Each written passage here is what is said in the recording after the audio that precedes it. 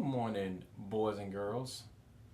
Uh, this morning, I felt compelled to do a small YouTube video about what is going on with the FCC uh, discussing or tabling a ruling against Daniel Snyder, the owner of the Washington Redskins uh, pro football team, against the use of the word redskin in multiple use on his uh, radio station, and how they're trying to ban the use of the word or the term redskin off of TV, radio, and any public media. Now, I understand that there are maybe 30%, some polls up or down in that number show that there are a portion of American Indians who think the word redskin is a racial slur. Now, me being an African American, very sensitive to that term and understand what that means. Me being 50 years old, I probably understand it maybe a little bit more than the generation of today. But the problem now lies in the fact that American Indians, all tribes across the board, do not agree in the definition or the term or how it is used in our nation. That is problem number one. Back when I was younger, growing up on the East Coast, if someone used the N word, every African American in the nation was appalled and did not want to be called that at all. But today, even some young black men will address themselves with that, thus bringing disapproval in the heart and the minds of older African Americans, such as myself. We saw on television and even experienced some of it growing up on the East Coast, prejudice that is unbelievably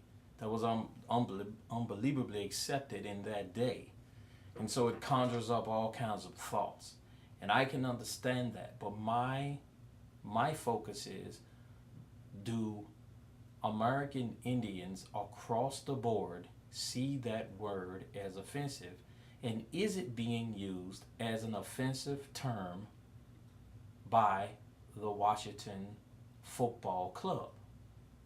Now, ask yourself this question.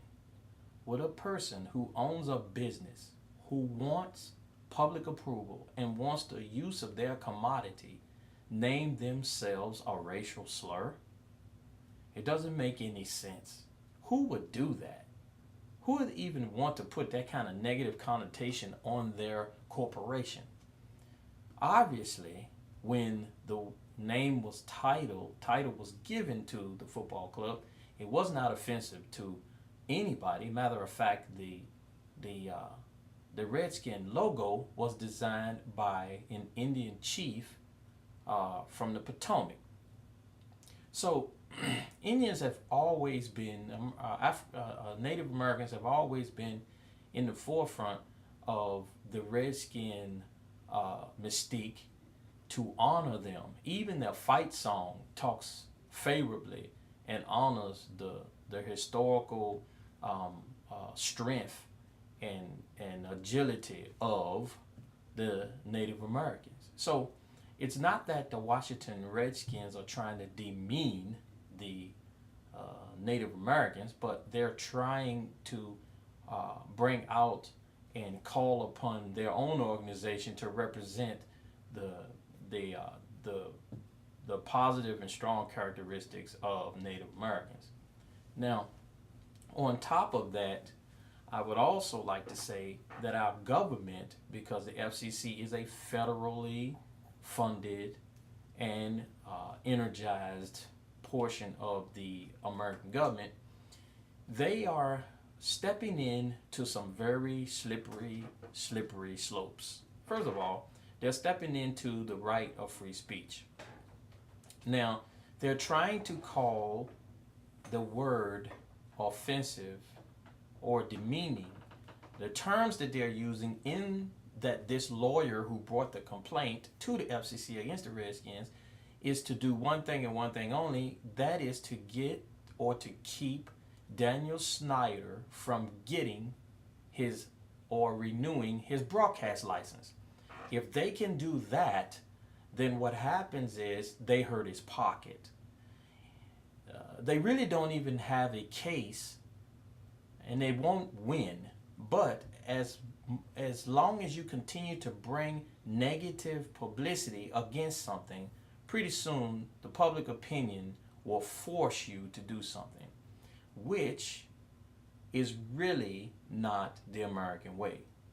It's not the way our government was designed, and it's not the way to publicly and governmentally force someone to do something against their right if what they're doing is not deemed malice.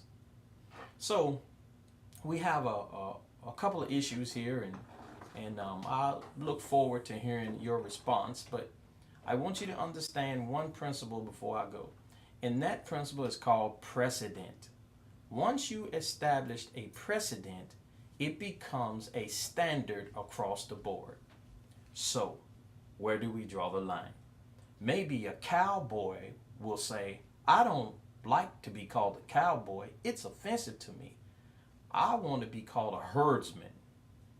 And you really offend me when you call me a cowboy. I'm just wondering about that. What's next?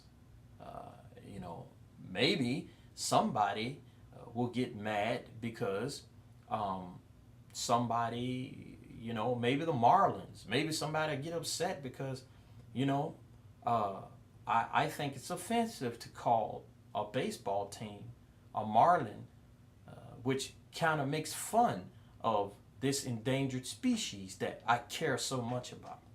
Man, if we're going to head down that road, there's nothing anybody can do or anybody can use that won't offend someone. So once we go down this road and set a precedent, man, we're going to have so many cases, so many lawsuits. We're going to have so many patent problems. It really looks like it's an attack on First Amendment rights, doesn't it? I mean, am I the only one thinking this? Love to hear what you have to say.